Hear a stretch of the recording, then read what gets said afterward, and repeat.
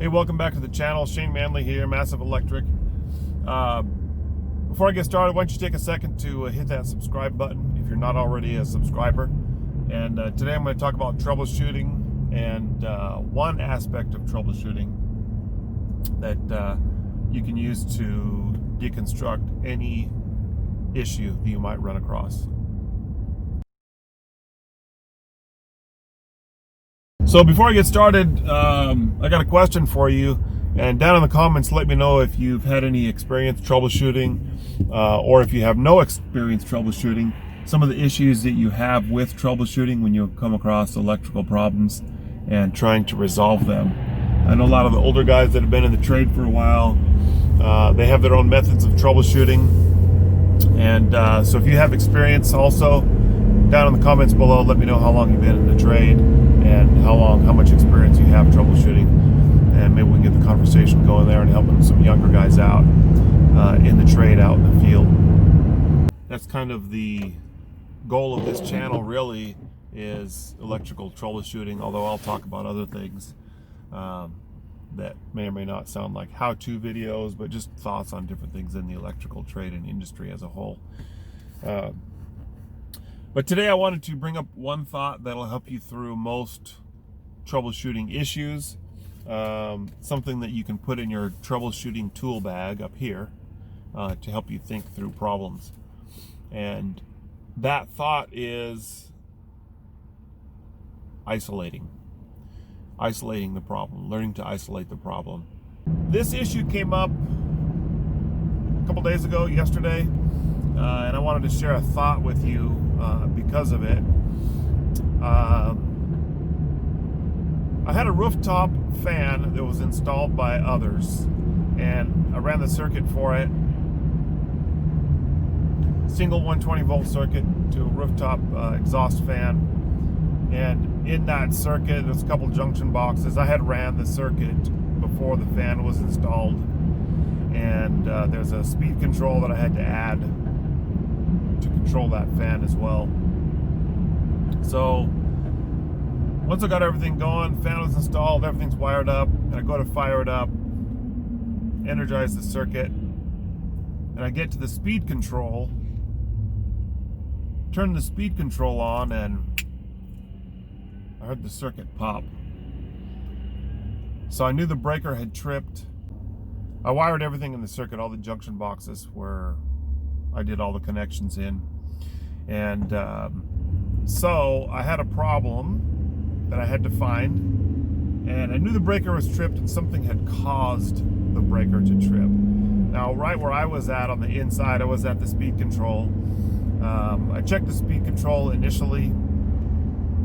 I didn't smell any burning, and I didn't really hear anything other than an electrician can notice, could be able to hear the breaker trip through the conductors. So if anyone new into the trade that's new with electrical troubleshooting may not understand what I'm saying, but you can hear a breaker trip in the circuit itself, even if you're not standing next to the circuit breaker. So that's the only evidence that I had that the breaker had tripped. No smoke. I didn't smell anything burning. So right where I was at, I determined that the problem was not there, but I knew that there was about 4 or 5 other junction boxes in that circuit that I had run somewhere between the roof and back to the panel that I had to go through to find out where this problem was, this short. Without going back to every junction box and taking everything apart to find out where the problem might be, I knew that the best method for me to find out where the issue possibly was at, or at least reduce the possibility of going through everything in the entire circuit, I had to isolate the problem. And so is what you do is, in a circuit, if you know where the middle of the circuit is, or roughly where the middle of the circuit is at, you can isolate basically half the circuit by disconnecting the wiring at roughly half of the circuit. So in a building, if you put in 10 receptacles and you go to the middle receptacle take the wiring apart in that middle receptacle and energize the circuit, you can roughly determine that half of your circuit is good or half of the circuit is bad based on how the breaker does once you re-energize it after you have taken the circuit apart at that midpoint. So that's what I did. I isolated half the circuit, found the junction box that was roughly in the middle of that circuit and disconnected the wiring there, and found that the first half of the circuit was still good and that the second half of the circuit is most likely where the problem was in this case. So by isolating the problem with half of the circuit, I could figure out, or start to figure out, where in the circuit the problem might be at. If you don't know where a problem is at, or you're confident in your work, sometimes you have to isolate parts of the circuit or system one piece at a time. If you have different pieces of equipment or different devices on a circuit, you have to isolate them, or you can isolate them one at a time to determine if the device itself is the problem, the piece of equipment is the problem, or if the connections or the wiring to that equipment or device are the problem. And you have to do that by isolating. Generally, I don't necessarily recommend it. I mean, if you understand how the whole circuit works, and if there was a gray area, or your gut was telling you, well, there's that one thing that I didn't do that someone else might have done that might not have been correct, that you can go back to that and look at that closer.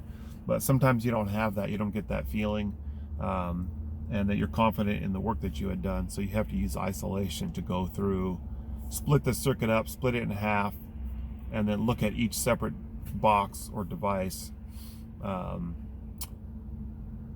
isolation, by isolating everything separately. So what did I do? In this case, I isolated half the circuit. I actually had to do it a couple of times. So I split half the circuit, and then I split the second half of the circuit, and determined that the issue was in the wiring of the junction box that came from the manufacturer. And the manufacturer was either European or Asian. They have the they use like a brown and a blue wire, so I had to look it up, and wired the neutral part of it wrong. They had a spare wire which was a blue wire, and when I looked it up, that blue wire normally would have been the neutral. In this case, it was not. It was a spare when I looked it up with the manufacturer spec.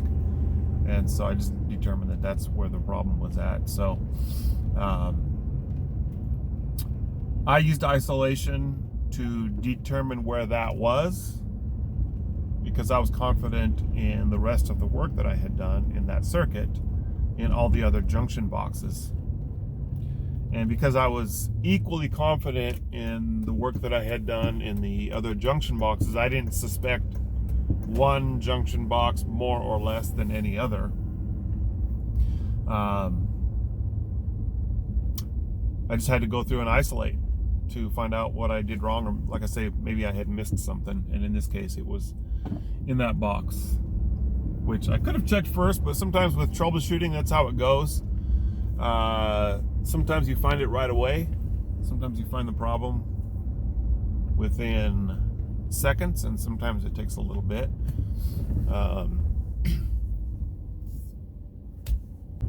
Yeah, sometimes, troubleshooting is, like a roll of the dice. You're guessing for the most part. You're using educated guesses, and sometimes you guess right off the bat, and sometimes it takes a little bit more. And but it always looks easy in the end once you find the problem. Troubleshooting, that's the thing about troubleshooting, is once you find the problem, the whole thing looks easy. It looked like, oh, I should have determined that from the very beginning, especially to people who have never troubleshooted anything, or to the consumer or customer who thinks that you took too long figuring out the problem when it was just one wire connection, which is kind of funny. So anyway, that's another subject for another day. Hope this video was helpful. And if so, subscribe, like the video if you liked it, dislike if you disliked it, and leave a comment and leave a question if you have questions. I'm glad to answer questions, and we'll look forward to seeing you on the next video. Thanks for watching.